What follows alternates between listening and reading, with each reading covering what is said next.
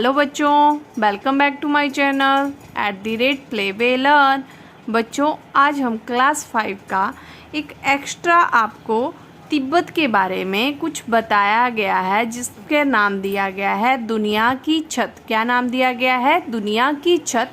उसके बारे में पढ़ेंगे कि इसमें क्या बताया गया है, क्या इसमें बच्चों को तिब्बत के बारे में जानकारी दी गई है और क्या क्या इसमें से मतलब हमें किस किस चीज़ के बारे में बताया गया है। इसके आपसे कोई भी प्रश्न नहीं पूछे गए हैं, सिर्फ आपको क्या किया गया है, तिब्बत के बारे में कुछ जानकारी दी गई है। तो चलो देखते हैं कि क्या इन्होंने तिब्बत के बारे में बताया है। तो फर्स्ट बोलता है, क्या हेडिंग दिया है? दुनिया की छत। किसी भी लोक कथा को समझने के लिए उस इलाके की जलवायु, रहन सहन, खान पान और संस्कृति को समझना उपयोगी होता है।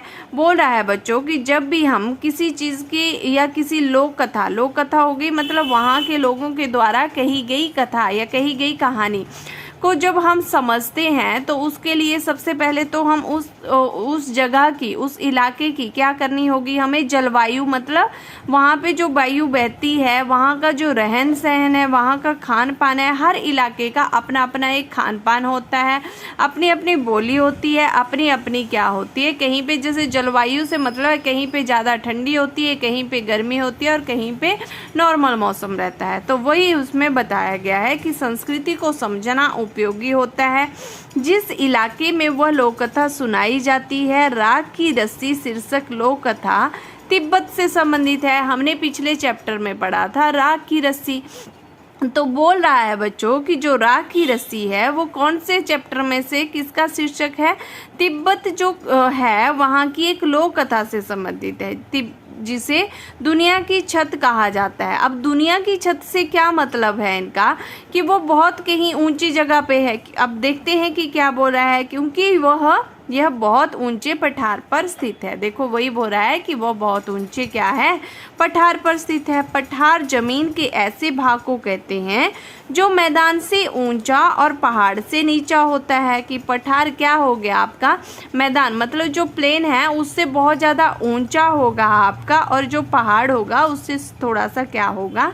नीचा होगा। तो वो आपका क्या कहलाएगा? पठार कहलाएगा।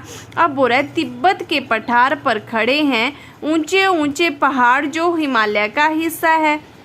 कि तिब्बत का जो पठार है उसके ऊपर जो ऊंचे ऊंचे पहाड़ हैं वह क्या है? हिमालय का हिस्सा है। इन पहाड़ों की एक खासियत यह है कि ये कई रंग के हैं, जैसे भूरे, लाल, पीले, बैंगनी, गुलाबी, गेरुआ और हरे।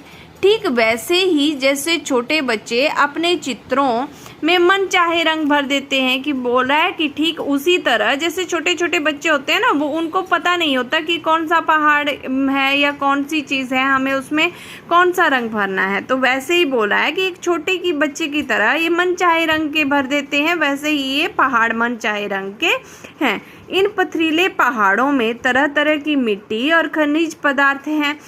सूरज की बढ़ती और घटती किरणों के पड़ने से वे पहाड़ अनोखे रंगों में चमक उठते हैं। जैसे ही वहाँ पर बच्चों सूरज की रोशनी पड़ती है, सूरज की किरण पड़ती है, तो वो पहाड़ क्या होते हैं?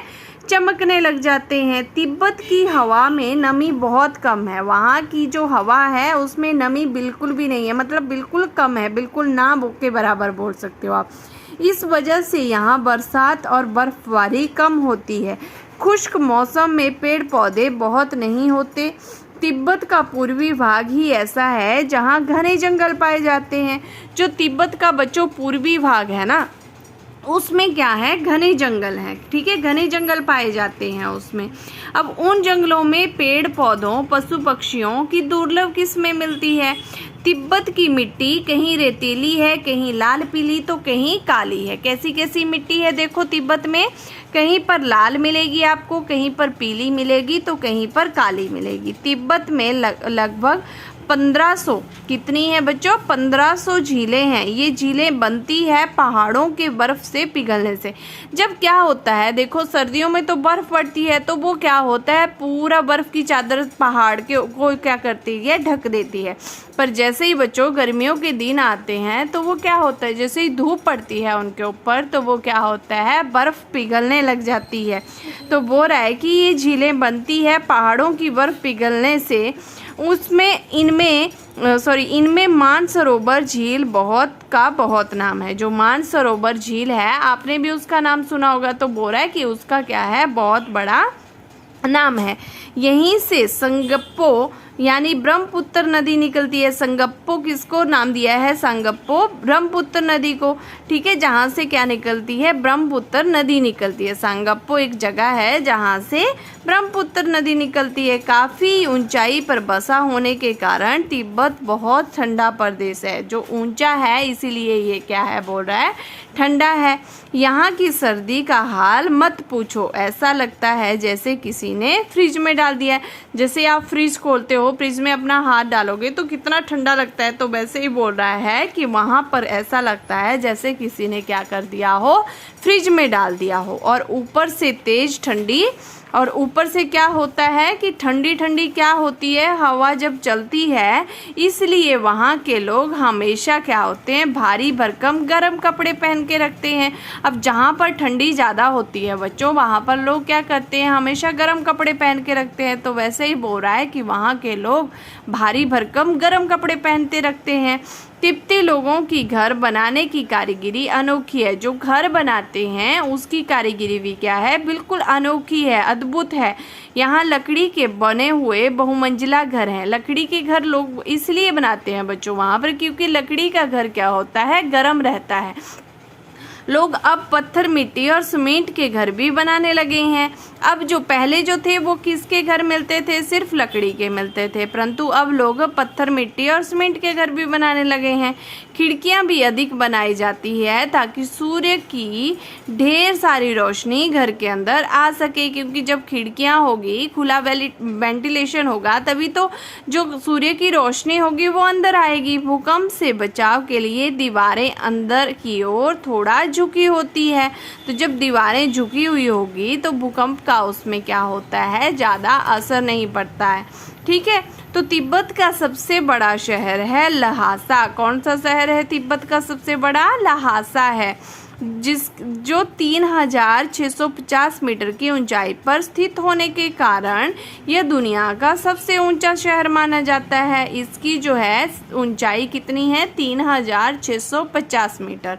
इसी कारण यह दुनिया का सबसे ऊंचा क्या माना जाता है? शहर माना जाता है। कपड़ों तथा खाने पीने के लिए यहाँ का बाजार बहुत प्रसिद्ध है। लहासा को तिब्बतियों का दिल माना जाता है। जो लहासा है बच्चों, लहासा क्या था? एक बड़ा शहर था। किसका? तिब्बत का। तो लहासा को क्या बोला जाता है कि यह क्या है? तिब्बतियों का दिल है, ठीक है बच्चों। तो अब हम नेक्स्ट वीडियो में अपना नेक्स्ट चैप्टर पढ़ेंगे जिसका नाम है फसलों के त्यौहार। तो आई होप आपको दुनिया की छत मतलब जो तिब्बत के बारे में इसमें बताया गया है, जानकारी दी गई है, वो आपको समझ में आ गई होगी। तो बच्चों अगर समझ में आ गई होगी तो प्लीज़ वीडियो को लाइक, शेयर एंड सब्सक्राइब करना ना भूलें। अब हम अपनी नेक्स्ट वीडियो में मिलेंगे जिसमें हम फसलों के त्यौहार के बारे में पढ़ेंगे। तब तक के लिए बाय, टेक केयर।